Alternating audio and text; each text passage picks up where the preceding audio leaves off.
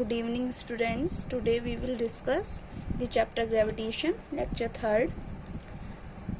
हमने अब तक चैप्टर में कहाँ तक पढ़ लिया था? ठीक है, हमने रिलेशनशिप पढ़ लिया था small G and capital G के बीच में, means gravitational acceleration and gravitational constant. Now mass. What is mass? Mass क्या होता है?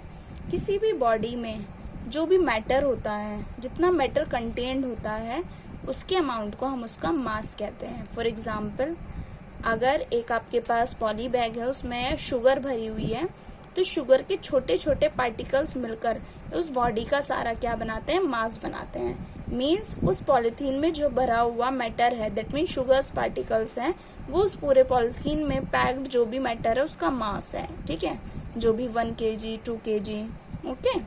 The mass of a body is the quantity of matter it contains. ठीक है, किसी बॉडी का मास, उसमें मैटर जितना है उसकी क्वांटिटी है, उसको हम उसका मास कहते हैं.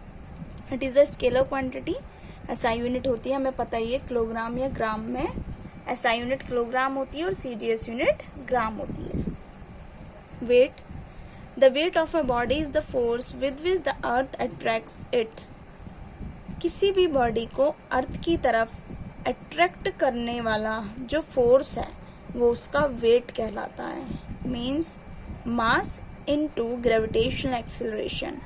In other words, wait of a body is the force of gravity on it. किसी भी बॉडी का जो वेट है उस बॉडी पर लगने वाला फोर्स ऑफ ग्रेविटी है. ठीक है, ग्रेविटेशनल फोर्स है. The weight is a vector quantity. ठीक है, वेक्टर क्यों होती है? बिकॉज डायरेक्शन भी होती है.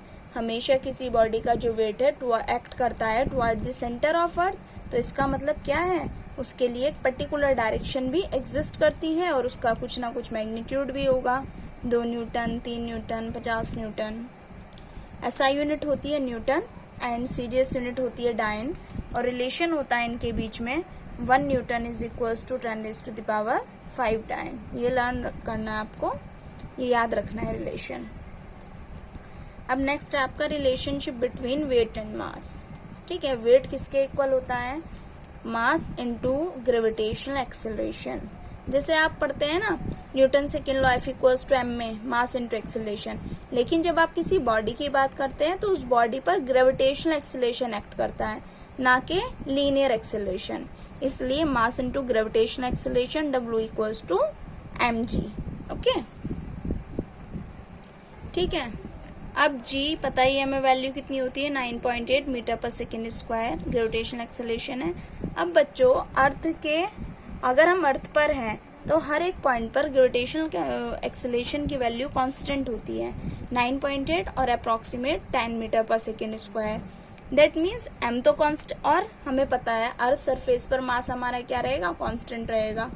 आप अपने घर पर हो तो अगर आपका वेट कितना है, 50 kg है, तो ऐसा नहीं है स्कूल में जाओगे तो वेट चेंज हो जाएगा, 50 kg रहेगा. ठीक है, तो W is directly proportional to M. Mass पे डिपेंड करता है क्योंकि G कांस्टेंट है. जितना ज़्यादा मास होगा उतना ही ज़्यादा क्या होगा? उसका वेट होगा. The mass of an object is same everywhere, that is on the earth and on any planet, whereas its weight depend on its location because G depends on location. मतलब कि जो किसी भी ऑब्जेक्ट का मास है वो अर्थ पर तो हर एक जगह है, मतलब हर एक प्लैनेट पर एक जैसा होगा.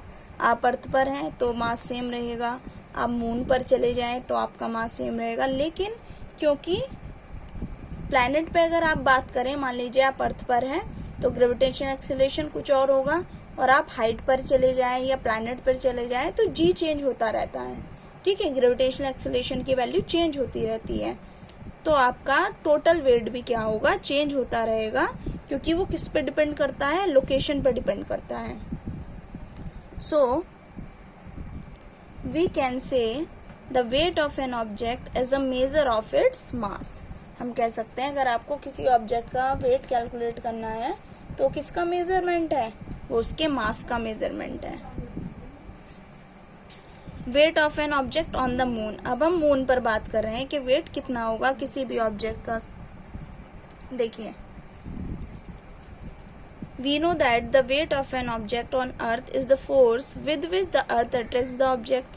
जिस तरह से आप वेट बात कर रहे हैं अर्थ पर, अभी क्या बताया कि किसी ऑब्जेक्ट का वेट वह फोर्स होता है जिससे कोई ऑब्जेक्ट को अर्थ अपनी तरफ अट्रैक्ट करती है. सिमिलरली अगर आप मून की बात कर रहे हैं तो मून पर किसी ऑब्जेक्ट का वेट वह फोर्स होगा जिस फोर्स से वो ऑब्जेक्ट उसकी तरफ अट्रैक्ट हो रहा होगा. Similarly the weight of an object on the moon is the force with which the moon attracts the object. Mass of moon is less than the mass of earth. तो moon जब मास कम है तो wait भी कम होगा, तो moon जो होगा उस पर फोर्स कम होगा as compare to object on earth.